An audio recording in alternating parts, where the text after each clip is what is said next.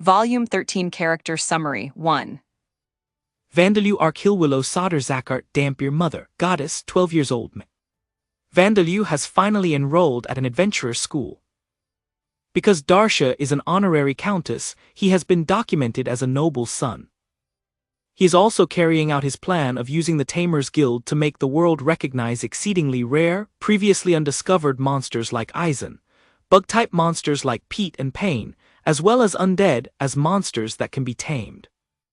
He was boldly invited inside by a haunted mansion, which ended up in him taming the entire mansion. Although he only has a very faint awareness of this, he senses that this has caused much trouble for the important nobles who rule the Orbom kingdom, such as Prime Minister Turkatanes and Marshal Dalmad. However, he believes that he and his companions are not at fault, as they merely purchased a mansion that had been shown to them by a real estate company. At the entrance examination for the adventurer school, he succeeded in achieving relatively good results while keeping his true ability hidden, though he stood out significantly during the process. In Origin, he fought against Rikudo Hijiri while protecting Mei and Hiroshi through his split-entity Banda, and the incident reached its conclusion. He had optimistically thought that this would mean that he would be far less involved in Origin after that, but the exact opposite happened instead. As a result of Rikudo Hijiri's plot to overturn international order, Vandalu ended up taking Mei and many other individuals from Origin into his care, but that was all part of the plan. However, a part of him becoming a part of the God of Origin was not. Rather than being far less involved in Origin, he is now destined to constantly be involved in Origin forever, or until Origin's people forget about him. As for the cause, it is because he descended upon Origin in order to prevent Rikudo Hijiri's attempt to indiscriminately wipe out Origin's entire population, and because he guided Sergei in his dreams, resulting in Sergei broadcasting Vandalu's form and identity to the whole world. One could say that he reaped what he had sowed, but he blames everything on Rikudo Hijiri for doing such a stupid thing. He is now seething with anger, and intends to meticulously destroy Rikudo Hijiri if they ever meet again. Now he watches over Origin with his eyes that resemble those of a dead fish, plays with Hiroshi, Mei, and his other friends inside his inner world, and fears psychological attacks at the adventurer's school in the form of teachers asking the students of his class to form pairs or groups with whoever they like. Although Naruse Narumi, now Amamiya Narumi, had a faint admiration for Vandalu when he was Amamiya Hiroto, he doesn't feel anything for her. She is only of value to him as Mekun and Hiroshi's mother. If she wasn't, he would have treated her like Baker, Iwao, or any of the other reincarnated individuals that he hasn't guided, with indifference as long as she didn't die. That was why he considered making alterations to her brain if she were to neglect Mei and Hiroshi. She made a good impression on him by showing affection and attachment to her children. Incidentally, he has become even more stubbornly insistent that he is human, and one can even sense a quiet madness in him when he states this. Povina Zakart, half-noble orc, 9 years old female. Someone who is like a little sister to Vandalu. She has gone from being an enormous toddler to being an enormous prepubescent girl. And she came to Orbom with him to take the adventurer's school's entrance examination. The guards at the gate found her suspicious, but Vandalu pushed his way through by insisting that she's a person who is capable of acquiring jobs, drawing a lot of attention. She was rather unsuccessful at holding back during the entrance examination, achieving better results than Vandalu, but she succeeded in earning the admiration of a noble's son, who initially tried to start some trouble. Incidentally, this is also why she was placed in a different class from Vandalu. Amamiya human, 3 nearly 4 years old female. Also known as Mekun. She was victorious against Rikudo Hijiri, who had been aiming to capture her. However, Banda ensured that she wasn't exposed to anything gruesome by his standards, so she didn't have much of an awareness that she was fighting against Rikudo Hijiri. She simply believes that they went to Meh, the bad uncle. She has been able to see spirits since she was an infant, so she has very little aversion to undead. She is completely fine with seeing gruesome corpses that any ordinary person would turn their gaze away from.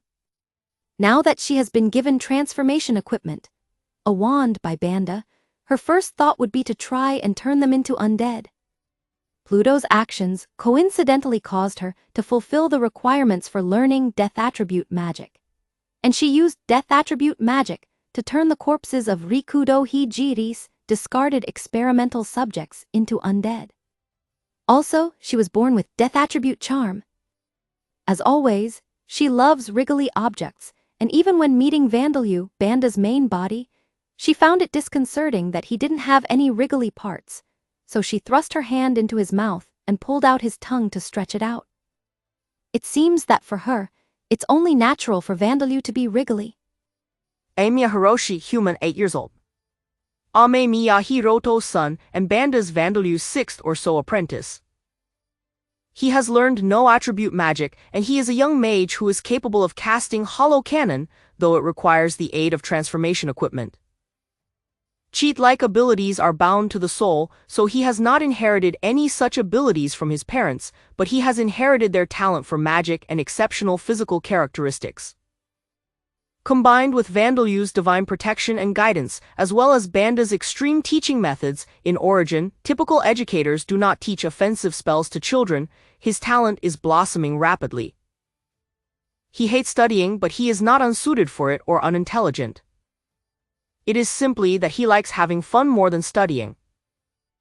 Although he is still young, he has relatively good common sense and often makes reasonable objections to Vandalyu's absurd statements. However, there are times when he doesn't, as he knows that they will go unheard. He admires transformation equipment as any child would, and the one he was given is a defense-specialized type that turns into something resembling the final boss of a horror game. Unlike its design, its function is tremendous. When he concentrated his mana, he produced a hollow cannon rather than a mana bullet, and despite being an amateur when it comes to unarmed combat, he was able to defeat and combat specialized artificial spirit created by the shaman Moriya Kosuke. Thus, Hiroshi has no complaints about its functions. It seems that he didn't have much luck in making friends at school, but he gets along with his father's companions like Ulrika Scaccio and Joseph, as well as Gabriel and the others who are of similar age. Joseph Smith, human, male. A reincarnated individual with the codename Druid, whose mental wounds were healed by Vandalyu's guidance. Due to his rapid recovery and frequent visits to the Amamiya residence, Rikudo Hijiri was wary of him, suspecting that he had made contact with the entity lurking their Banda. This resulted in Sleipnir being sent to kill him, but with the help of Yodo Masaki and Nanamori Misato, who have also been guided, as well as the special mold that Banda and Mei gave him, he succeeded in fending the attack off. He has been given transformation equipment, a specially made one that produces not only a bodysuit, but a helmet and cape as well when activated. Its performance is significantly superior to the generic transformation equipment given to Amamiya Hiroto and the others, but its design seems to cause him much embarrassment. Following the incident, he chose to stay behind in origin and support the Amamiyas. Ulrika Scaccio, human, female. A reincarnated individual with the codename Echo. Although she is a tall, Northern European beauty with a dignified appearance, she has a sensitive and delicate heart, and her mind suffered greatly from the gruesome events and sights she witnessed during her work with the Bravers. Her symptoms were worse than Joseph's, to the point that she needed medication just to be able to leave her home. However, she encountered Vandalyu in her dreams after May's 3rd birthday party, and with his guidance she has recovered. Supposedly. Now she does not need medication and is just a little prone to panicking. However, her mental health is reliant on Banda, Vandalyu, Mei, and Hiroshi, so from an outsider's perspective, it may appear that she is still mentally ill. Echo is a cheat-like ability that reflects any attack directed at Ulrika. It is perhaps best described as an ability that creates a barrier around her that reflects attacks. It does not actually stop attacks to reflect them, so theoretically it is capable of reflecting any attack, no matter how powerful, grenades, missiles, or even attacks from orbit. However, the ability cannot reflect poisonous attacks that aren't specifically directed at her, like poisonous gas. Following the incident, Ulrika moved to Lambda with Mei and Hiroshi, but she is at risk of debuting as an idol due to Kanako, whom she has met again for the first time in years, and a certain Princess Guider that she hasn't met yet. Vandalyu was her last hope, but he is actually in favor of Ulrika's debut, and Mei and Hiroshi are unlikely to make great efforts to stop it either, so she is already doomed to this fate. Shihun Mari, human female. A former braver with the codename Metamorph. After being brainwashed by Rikudo Hijiri and forced to act as his body double, she was used as an experimental subject for research into the death attribute and given the codename Black Maria. She has lost her affinity for the other attributes but is now capable of using death attribute magic. She was sent to kill Amamiya Hiroto and several other bravers, but, due to Vandalu's guidance, she had already regained her sanity by that point, and she successfully killed the Sahiva Da Long, who was supposed to be supervising the experimental subjects. With the help of the other experimental subjects, she wiped out the entire force that had been deployed by Rikudo Hijiri before Amamiya Hiroto even arrived. She has gained the ability to use death attribute magic as a result of the experiments performed on her, but like Rikudo Hijiri, she doesn't possess death attribute charm, so she is unable to create undead, including golems. She also hasn't learned no attribute magic. Thus, she has actually become weaker in combat than before the experiments on her. However, she lost her self-awareness due to Rikudo Hijiri brainwashing her using magic and drugs, and her mind was altered when she was guided by Vandalyu, so she has become able to directly think using her soul rather than her brain. As a result, Metamorph, which was previously only capable of transforming her into another person, has also changed. She has become able to create duplicates of vital organs such as her brain or heart, allowing her to survive heavy wounds to her head or her chest by preparing replacement body parts in advance. By combining this with danger sense, death, she is almost certain to survive any assassination attempt through methods such as a sniper rifle. However, she must use parts of her own body to supply the necessary materials to create spare body parts, so she cannot make an infinite quantity of them. For example, she can only replace her head twice without a meal to replenish her body. However, she is now capable of thinking using her soul, so even if her brain suffers significant damage, as long as her bleeding is stemmed, she can stay alive for several hours. And because she has chosen to move to Lambda, it is only a matter of time before she willingly transforms into a race other than human, so it can be assumed that she will overcome her abilities' flaws in the future. Like Ulrika Scotcho, she is being threatened by Kanako's evil influence, but she currently intends to participate in the suggested activities, as they will provide a convenient opportunity for her to get to know Vandalu's other companions. Incidentally, she has changed her appearance using Metamorph so that she appears to be somewhere in her late teens. When she acquired Death Attribute magic, her mana was approximately 30,000. Her mana increase was less dramatic than Rikudo Hijiri's when he was reincarnated as Archavalon, because the process was carried out on her while she was still alive, whereas Rikudo Hijiri actually died in order to achieve reincarnation. Incidentally, she refers to Amamiya as Mama. Her personality collapsed in the past, and just before it did, she clung strongly onto her memories of her deceased mother. Her mind has been reconstructed with those memories as its support.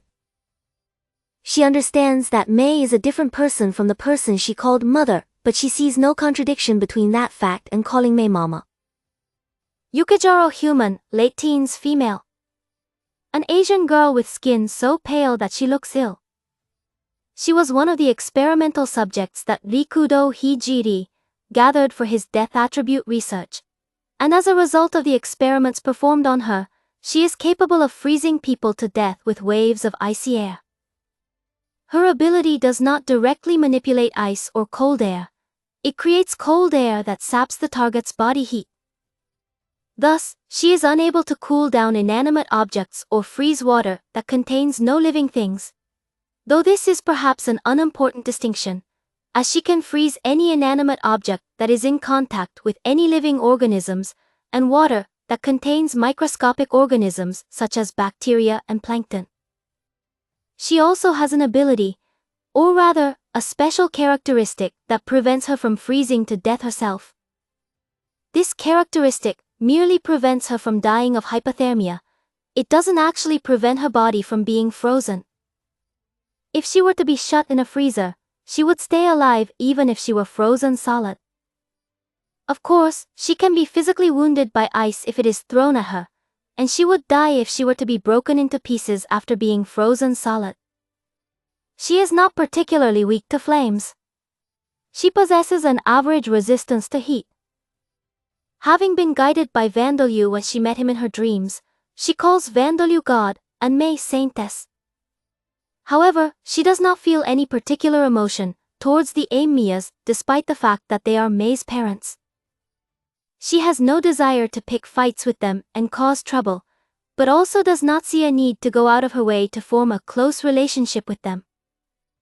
In other words, she considers them to be strangers that happen to share May's facial features and surname. Rikudo Hijiri's experimental subjects are similar to the 8th guidance, but one difference is that they do not feel any animosity towards the Bravers, who killed the undead, Vandalyu in his previous life. This is because the one who saved them was Vandalyu, not the undead. If Vandalyu himself still held a grudge against the Bravers for killing him, then perhaps the experimental subjects would do the same. But that isn't the case, and Vandalyu doesn't care about it now, so Yuki Joro and the others follow his lead. Though it is also partially because they couldn't afford to argue with the Bravers right before the battle against Rikudo Hijiri. However, although they have no animosity towards the Bravers, they also do not trust them other than Joseph and the others who have been guided by Vandalyu. They are of the belief that if the Bravers had been competent, they would have been able to realize what Rikudo Hijiri was doing behind the scenes. Bakar human late teens male. A bespectacled Latin American boy in his late teenage years. Bakar himself doesn't remember exactly how old he is, and he isn't particularly curious to find out. He was one of the experimental subjects of Rikudo Hijiri's death attribute research, and due to the alterations made to his brain, he has become unable to make any facial expression other than a smile, and every emotion other than joy has become weaker. His limited death attribute spells are proliferation and growth acceleration, which closely resemble life attribute magic. In fact, similar life attribute spells do exist. However, Bakar's proliferation and growth acceleration are based on shortening the target's lifespan. Living things are born, grow, proliferate, and then die. Bakar's spells accelerate their target's growth and proliferation in order to shorten the time until its death. They are terrifying spells, but they take a long time to affect targets with long lifespans, such as large animals, people, and trees. Thus, he often uses his spells to target parasites, microbes, and cancerous cells that Gabriel creates in the enemy's body in order to kill them. His spells were effective on Joseph's plants because they were temporary plants with short lifespans created using his cheat-like ability. In times of emergency, he is also capable of casting these spells on himself in order to boost his physical capabilities. However, this shortens his own lifespan, so he doesn't do this unless he is very desperate. Perhaps because his code name is a reference to Vadu priests, he has become something of a priest who worships Vandalyu and May, and his behavior and speech often reflect this. He has strong bonds with his companions, to the point that he risked his own life to protect Yuki Joro from the artificial spirit attacking her. Gabriel human, early teens, androgynous. An attractive boy or girl with a well-ordered androgynous appearance. He is indeed androgynous and belongs to neither gender. He was one of Rikudo Hijiri's experimental subjects and was originally a pair of twins, a boy and a girl. Although they were fraternal twins, they possessed similar appearances and physiques, with such similar genomes that their organs were compatible with one another, and Rikudo Hijiri turned them into a single person. This was an experiment performed with the goal of creating a prototype of Archavalon. But this Frankenstein experiment using living twins succeeded in a way that Rikudo Hijiri didn't expect. Since he was resuscitated in a single body, Gabriel has possessed the memories of both twins and a single combined personality that is neither that of the boy nor the girl. This is likely because the surgery was carried out in prepubescence, before either twin self-awareness was truly developed. If it was carried out when they were a few years older, Gabriel would likely have developed two separate personalities. As a side effect of the experiment, he gained the limited death attribute spell known as conception. It creates parasites, microbes, and cancerous cells inside the target's body. These are created by the spell, so it does not matter if the target's constitution makes them unsusceptible to parasites, pathogens, or cancer. However, once they have been created, whether they continue to proliferate depends on the target, and this takes time. Thus, it lacks immediate effectiveness unless paired with Bakur's spells. Perhaps because their ages are relatively close, he gets along well with Hiroshi, and the two are often together. Gabriel is the older of the two, but because he was raised in confinement inside Rikudo Hijiri's laboratory, Hiroshi is often more knowledgeable. Yondome, human male. A reincarnated individual with the codename Sandman. He possesses a cheat-like ability that can target anything he is looking at or anything that is within about 100 meters of him. It can make living targets unconscious or put them in a semi-conscious state, and can prevent the launching or ignition of inanimate objects. When the Bravers were an international rescue organization, he helped injured and ill people by keeping them safely asleep. In his downtime, he often went on missions to safeguard and transport injured wild animals. After the Bravers became an anti-terrorist organization, he often used his ability to suppress terrorists and armed insurgents, or simply fought them using his magic and physical capabilities. But unlike Joseph and Nanamori Misato, his mind wasn't worn down by the gruesome sights and battles with his life on the line. No matter how many people he killed, how much he fought, and how many victories he achieved, the battle against terrorism was endless, and he began to feel that everything was meaningless, and these thoughts caused him to struggle with suicidal ideations. But he repeatedly encountered Vandalyu in his dreams. But in truth, after the first encounter, subsequent encounters were with the fragment of Vandalyu's soul, his divine protection, that Vandalyu had attached to Yaodu's soul during their first meeting. After asking numerous questions and receiving numerous answers, he arrived at an answer. The idea that crimes and terrorism could be ended was a mistaken belief in the first place. With that in mind, he began working with Joseph, who had also recovered from his mental wounds. After the incident caused by Rikudo Hijiri, he chose to remain in Origin for a while longer. Nanamori Misato, human female. A reincarnated individual with the codename Asclepius. An expert in healing magic, which is amplified by Asclepius, she is able to save just about any patient as long as they aren't already dead. However, she was often recruited to work at disaster sites, the sites of serious incidents, and field hospitals, which exposed her to gruesome scenes that inflicted deep wounds on her mind. But using this as a reason to refuse these missions would mean abandoning the people that she would otherwise be able to save, so she had no choice but to keep accepting these deployments. This environment took its toll on her mind, and she eventually collapsed, which forced her to retire from the front lines. But she encountered Vandalyu in her dreams and made a recovery through his guidance, like Joseph. She has also become able to apply the effects of Asclepius to the repair of inanimate objects. She chose to stay in Origin in order to resolve the situation created by Rikudo Hijiri and rebuild the Bravers, thus postponing her coming under the evil influence that would seek to guide her towards debuting as an idol. In a way, she is quite fortunate. Sergei Dallant, human, 48 years old, a former general and the current president of the federal states who maintains a good physique. He is the individual who can be credited for, or the culprit who can be blamed for, turning a part of the god of Origin into Vandalyu, and the secret savior of the federal states. He was originally a very ordinary, patriotic, elite soldier. But when his young son was saved by Pluto, who was working as a part of the Eighth Guidance at the time, he became a secret worshipper of the Eighth Guidance. But when the Eighth Guidance were destroyed, he wasn't a general yet and didn't have the authority to interfere in the battle. He had difficulty in deciding whether to prioritize his duty as a soldier or as a worshipper of the Eighth Guidance. Another reason Sergei wasn't able to act was that Pluto and the others didn't encourage their worshippers from carrying out acts of terrorism. In fact, they had forbidden it. As a result, the Eighth Guidance were wiped out, and Sergei was tormented by feelings of regret.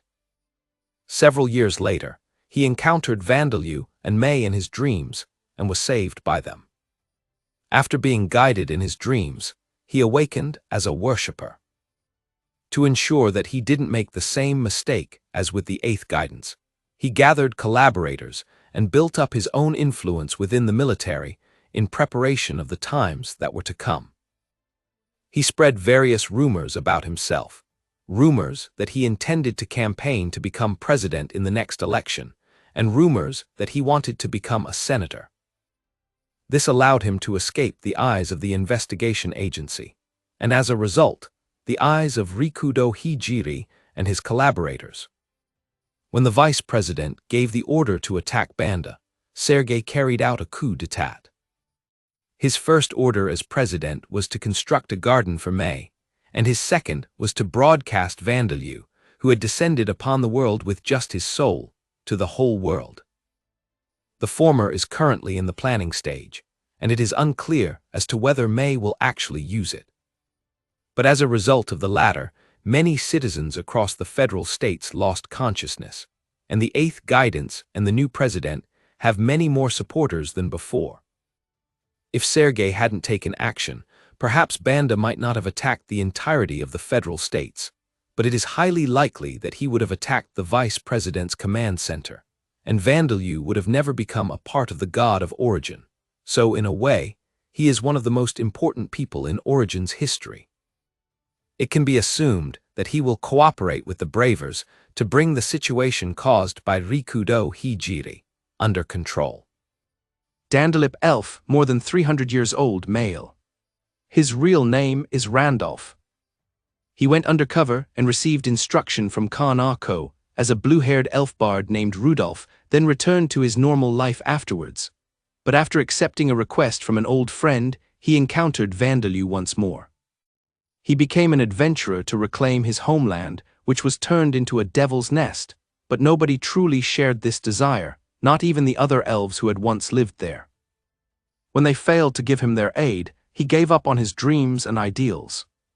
He is more guided by Khan Ako's artistic path than by Vandalyu, and she is one of the people he respects.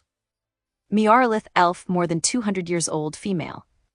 An elf woman who serves as principal of what is commonly referred to as the Hero Preparatory School, an adventurer's school in Orbam, the capital of the Orbam Kingdom, that is attended by those with special qualities. She is not from Randolph's homeland but is one of his oldest friends and a former A-class adventurer. After she retired from adventuring, she was appointed as principal on account of her skills and knowledge.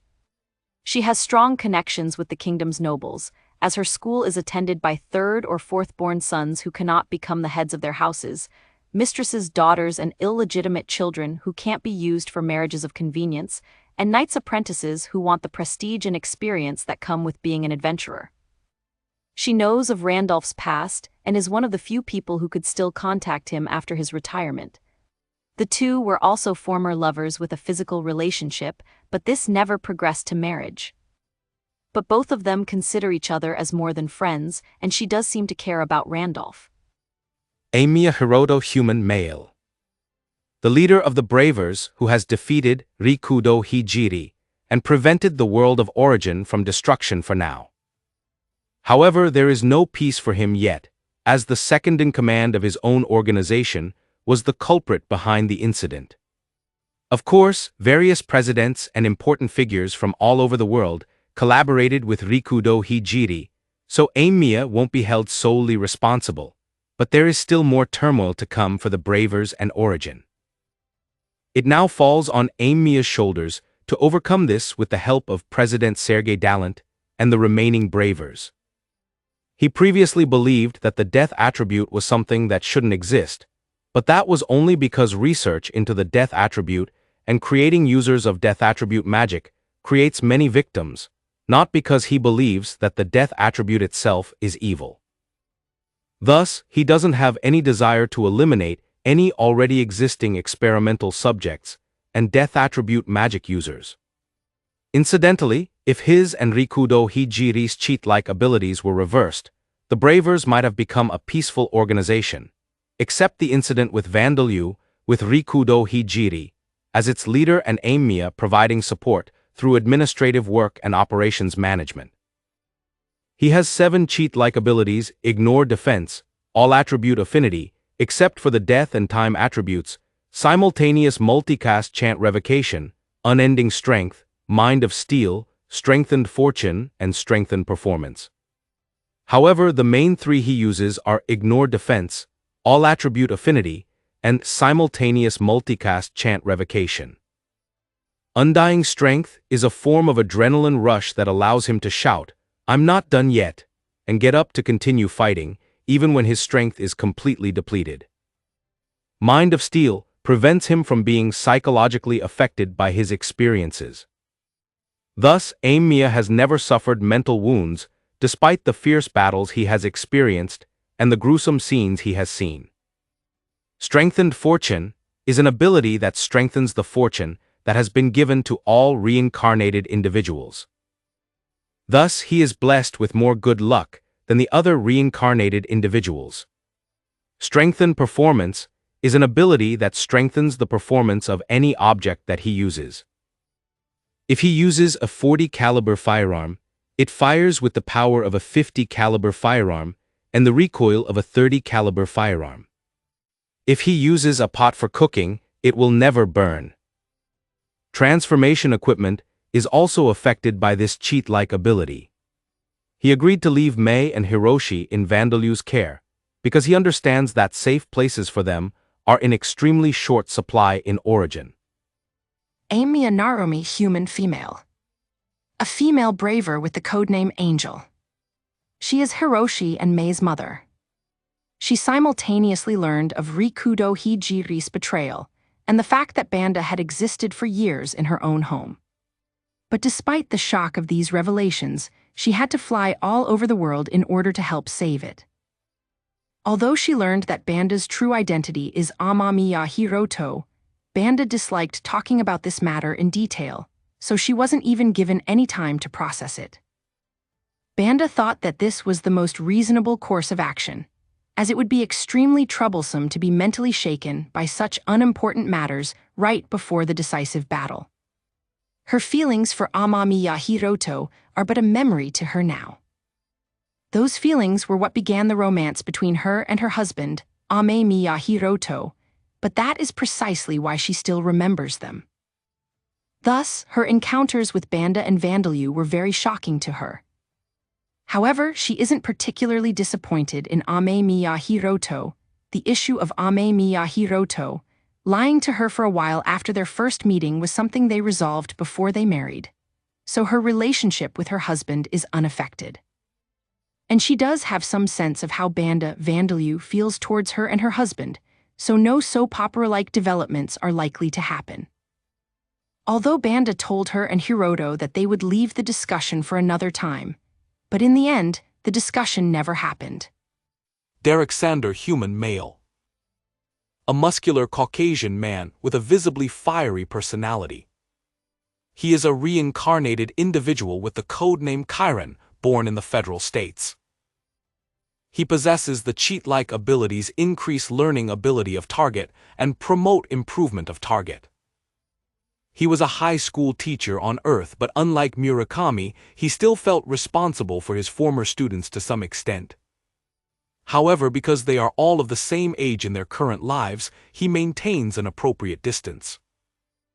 Before he joined the Bravers, he avoided drawing attention to himself, making a living as a personal trainer at a sports gym, and only using his cheat-like ability to help his clients succeed in their dieting.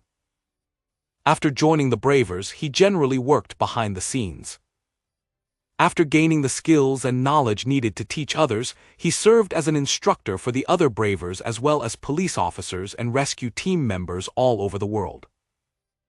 However, Derek himself is by no means a weak individual. He is significantly more capable than an ordinary member of an elite military force. He was shunned by Rikudo Hijiri due to having a similar cheat-like ability to his and even being able to target others with it. Rikudo Hijiri deliberately stopped him from becoming a prominent and well-known figure, but Derek wasn't bothered by this at all. Other Bravers describe his personality as an Asagi who understands the concept of personal distance. And because Rikudo Hijiri kept him working behind the scenes, he has strong personal connections with police organizations and rescue teams all over the world. With Rikudo Hijiri and his subordinates gone from the Bravers organization, he is likely to become a high-ranking member. Rikudo Hijiri, human right arrow god right arrow former god male. A member of the Bravers with the code name Avalon. He supported Amamiya Hiroto and the others since the formation of the organization. He possesses the increased learning speed and unlimited development abilities, and he is either the strongest or second strongest among the Bravers in terms of magic use and skills in combat without the use of cheat-like abilities. However, rather than operating in the field, he served as the Bravers' leader in the shadows, in charge of the administrative work and information warfare, or so it was believed. In reality, he was a manipulator who became obsessed with researching death attribute magic and betrayed his companions. He gradually eliminated his companions that were a hindrance to him, such as Inspector and Yura, and he and his subordinates took control over the Bravers. He had Amamiya operate in the field, while he secretly continued his research into death attribute magic. On Earth, he was a serious individual with good conduct and high grades, but ever since he was a child, he was gripped with a desire to become special. But on Earth, he decided that becoming special was impossible, and tried to convince himself that he was satisfied with a safe path to becoming as special as it was feasible for him to become. However, after he was reincarnated in origin with cheat-like abilities, he decided to try and become truly special. However, the abilities he gained were abilities that allowed him to gain strength proportional to his efforts, something that is difficult to objectively observe and measure. He was unable to become special like a hero himself, and so he tried to convince himself that he was satisfied with being the person in the shadows who directed those who had become heroes, such as Amamiya, like pawns. But upon learning about the existence of the death attribute, he realized that he could become a special, one-of-a-kind being in this world by acquiring it, and he was eventually consumed with an ambition to become a new god. He displayed a steel-like perseverance as he worked towards this goal, maintaining his outward persona and working in secret for years, while gathering people who would become his subordinates and collaborators. However, he had a ruthless side. He didn't hesitate to resort to inhumane methods to achieve his goals. He conducted human experiments on subjects like Gabriel and took full advantage of even the other reincarnated individuals. However, it seems that he had a relationship of trust with Moriya Kosuke and his other loyal and capable subordinates. He killed Moriya Kosuke and 2 others to strengthen himself during battle, but he did so not with the sense that he was using them as disposable pawns, but with the sense that he was making them a part of his own strength. He never believed that he was betraying them. Because he was aiming to become special, he believed that he existed at the world's peak and everyone else was below him. It seems that this belief grew stronger, to the point that he couldn't hide it, after he was reincarnated as Archavalon and went from being a mortal to a god. Believing that being reincarnated once more is necessary to acquire death attribute magic, he created an apparatus to carry this out. This apparatus functioned as a circle of transmigration system, resulting in him becoming a god. With this apparatus, he was reincarnated in a completely hairless, 3-meter-tall, sturdy and beautiful body that resembled a Greek statue. This body was extremely powerful, and if his only enemies were Amamiya and his companions, he would have overwhelmed them without any difficulty. But because he also had to face Banda at the same time, this battle resulted in him dying a third time. However, his soul was saved by Rodcourt before it could be broken, and he and Moriya Kosuke are currently both inside Rodcourt's fist. In addition to Moriya Kosuke, his other subordinates included the Knight Nabeshima, the Risanboshi Yazaki, the Artemis Catherine Mila, the Sahedva Da Long, and the Kapi Iyuchi Takeo. Although there are many differences between him and the gods of Lambda, he was the first human of origin to become a god. It can be said that it is inevitable for him to be different from the gods of Lambda, as the laws of physics are different between the two worlds. Moriya Kusuke, human male. A reincarnated individual with the codename Shaman. He was a close subordinate of Rikudo Hijiri's, who served as something of a secretary. He truly admired Rikudo Hijiri and truly wished for the coming of a new world ruled by him. He genuinely believed that this would save the world, and even now he has no doubts in that belief. His loyalty borders on fanaticism to the point that even after his death, which was caused by Rikudo Hijiri himself, his loyalty never wavered. He chose to obey Rikudo Hijiri and was not charmed by Mei. This is not because Rikudo Hijiri possesses death attribute charm, but because Moriya Kosuke and the other subordinates had already sworn a fanatical loyalty to him while they were still alive. After Rikudo Hijiri's death, Rodcourt recovered his soul while Vandalyu devoured the souls of Nabeshima, and Yazaki and Moriya Kosuke was fortunate enough to have been saved as well. He is currently inside Rodcourt's fist along with Rikudo Hijiri's soul. Johnny Yamaoka, human male. A reincarnated individual with the codename Balor.